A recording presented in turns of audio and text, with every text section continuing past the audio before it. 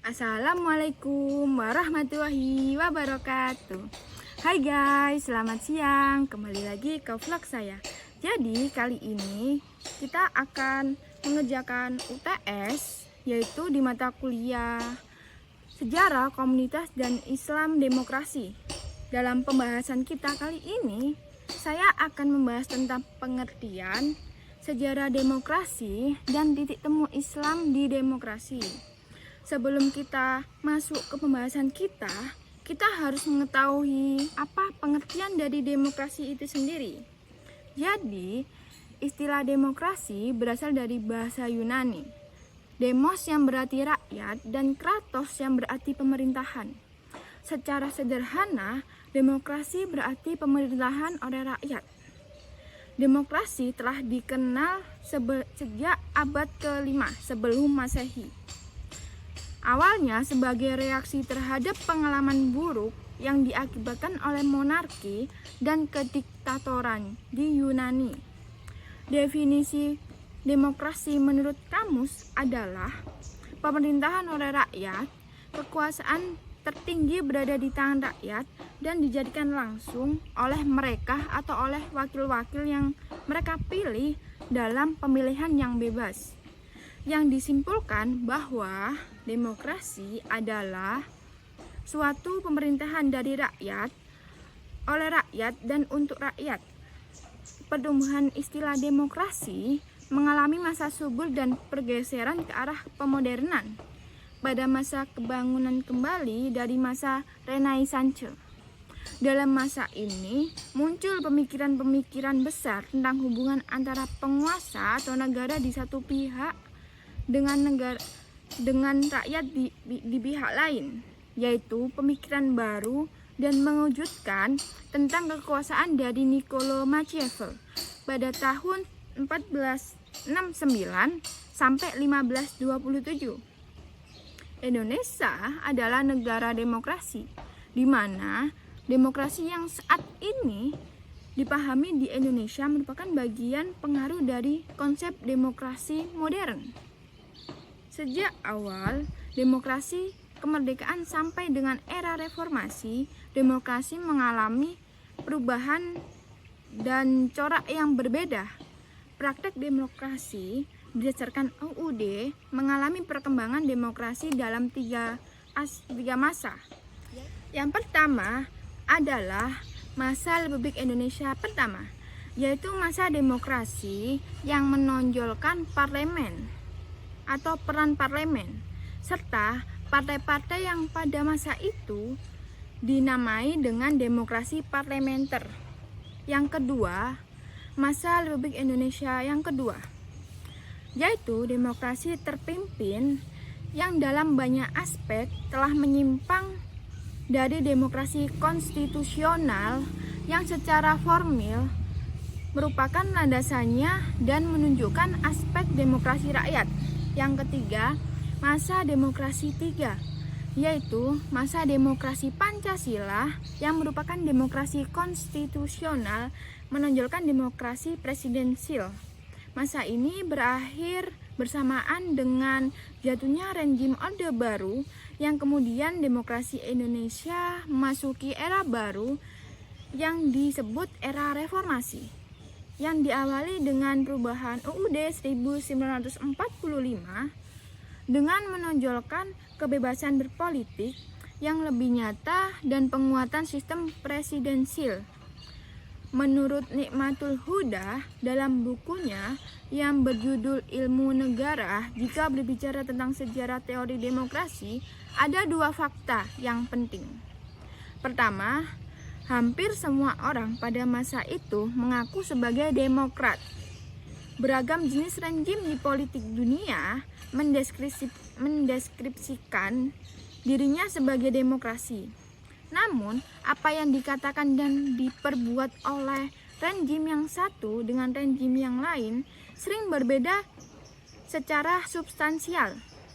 Kedua, sementara banyak negara yang saat ini menganut paham demokrasi, sejarah lembaga politiknya mengungkapkan adanya kerapuhan dan kerawanan tatanan demokrasi. Sejarah Eropa pada abad ke-20 sendiri menggambarkan dengan jelas bahwa demokrasi merupakan bentuk pemerintahan yang sangat sulit untuk diwujudkan dan dijaga. Perkembangan demokrasi di Indonesia dapat dibagi dalam 2 tahap, yaitu tahapan pra-kemerdekaan dan tahapan pasca kemerdekaan. Perkembangan demokrasi di Indonesia pasca kemerdekaan mengalami pasang surut dari masa kemerdekaan sampai saat ini. Selama 55 tahun perjalanan bangsa dan negara Indonesia, masalah pokok yang dihadapi ialah bagaimana demokrasi mewujudkan dirinya dalam berbagai sisi kehidupan berbangsa dan bernegara, seperti dalam bidang politik, ekonomi, hukum, dan sosial budaya. Sebagai tatanan hubungan antara negara atau pemerintahan dengan rakyat, atau sebaliknya hubungan rakyat dengan negara atau pemerintahan dalam posisi keseimbangan dan saling melakukan pengawasan. Perkembangan demokrasi di Indonesia dilihat dari segi waktu, yang mana dibagi menjadi 4 periode, yaitu yang pertama, demokrasi parlementer, periode 1945 sampai 1959. Demokrasi pada masa ini dikenal dengan sebutan demokrasi parlementer. Sistem demokrasi parlementer mulai berlaku sebulan sesudah kemerdekaan diproklamirkan dan mulai diperkuat dalam Undang-Undang Dasar 1945 dan 1950. Ternyata sistem demokrasi parlementer ini kurang cocok untuk Indonesia. Meskipun dapat berjalan secara memuaskan pada beberapa negara Asia lain. Yang kedua, demokrasi terpimpin, periode 1959 sampai 1965. Jadi sistem politik pada periode ini adalah dominasi peranan presiden, terbatasnya peranan partai politik, berkembangnya pengaruh komunis, dan meluasnya peranan ABRI sebagai unsur sosial politik. Dalam praktik pemerintahan pada periode ini telah banyak melakukan distorsi terhadap praktik demokrasi.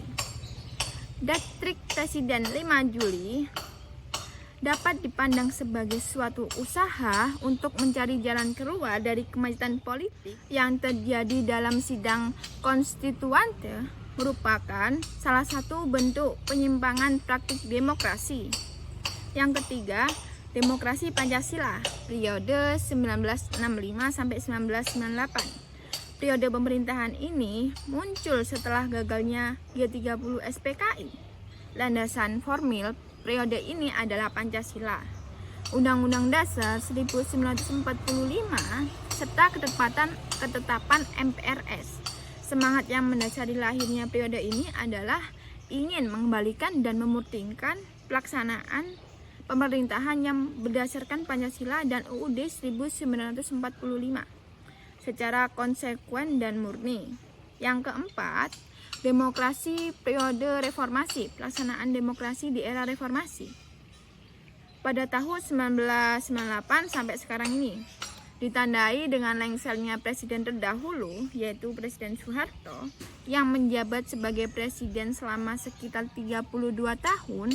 Demokrasi Indonesia periode reformasi meletakkan fondasi yang kuat bagi pelaksanaan demokrasi Indonesia pada masa selanjutnya.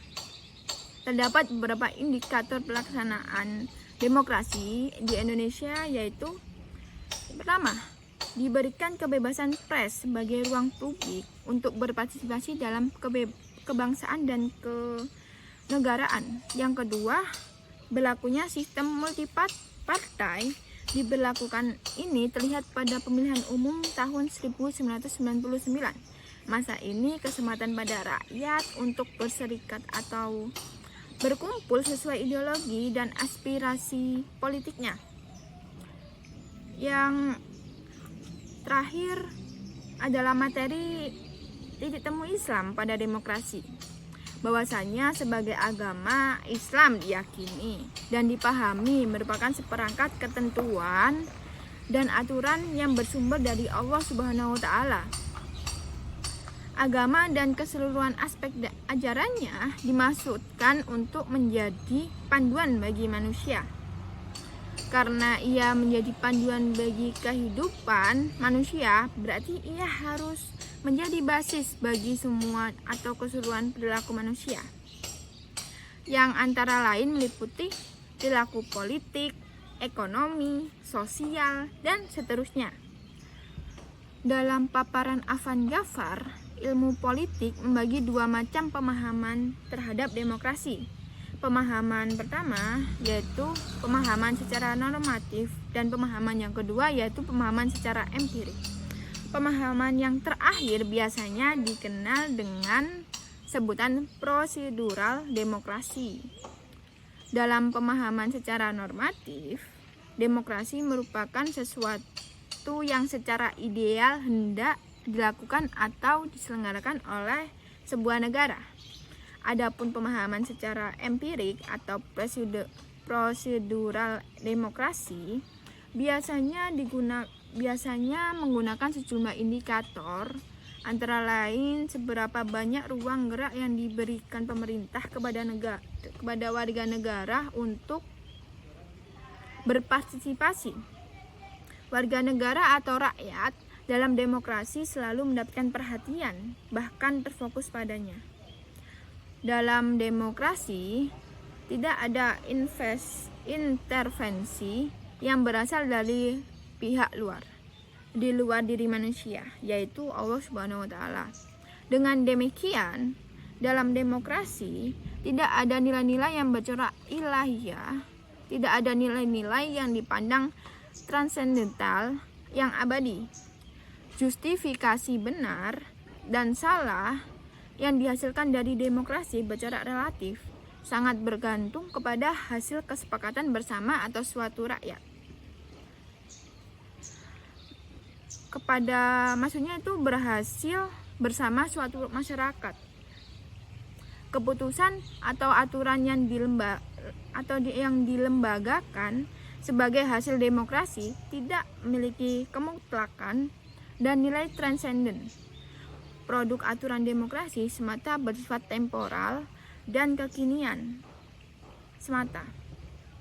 Menurut Hasbi As-Siddiq, orang yang mengatakan bahwa antara Islam dan demokrasi terdapat segi-segi persamaan, itu hanyalah berarti menerangkan sebagian dari hakikatnya. Karena hakikat yang sempurna ialah antara Islam dan demokrasi ada perbedaan. Bahkan menurutnya yang lebih tepat ialah ada hal-hal yang bersesuaian, tetapi banyak hal-hal yang tidak bersesuaian. Seperti juga yang diakui Basam Tibi, ia sependapat dengan apa yang telah dikemukakan oleh Hamid Enayat. Sementara demokrasi bersandar pada otoritas manusia dan lebih menyangkut masalah prosedural. Meskipun diakui dalam perkembangan pemahaman terhadap demokrasi menjadi semakin kompleks, seperti misalnya hak-hak minoritas, jaminan hak asasi manusia, pemilihan yang bebas dan jujur, persamaan di depan hukum, proses hukum yang wajar, pembatas pemerintah secara konstitusional, menghargai pluralisme, toleransi, kerjasama, dan mufakat. Sekian vlog dari saya. Jika ada salah perkataan atau salah berbicara, saya mohon maaf. Wassalamualaikum warahmatullahi wabarakatuh. Dadah guys.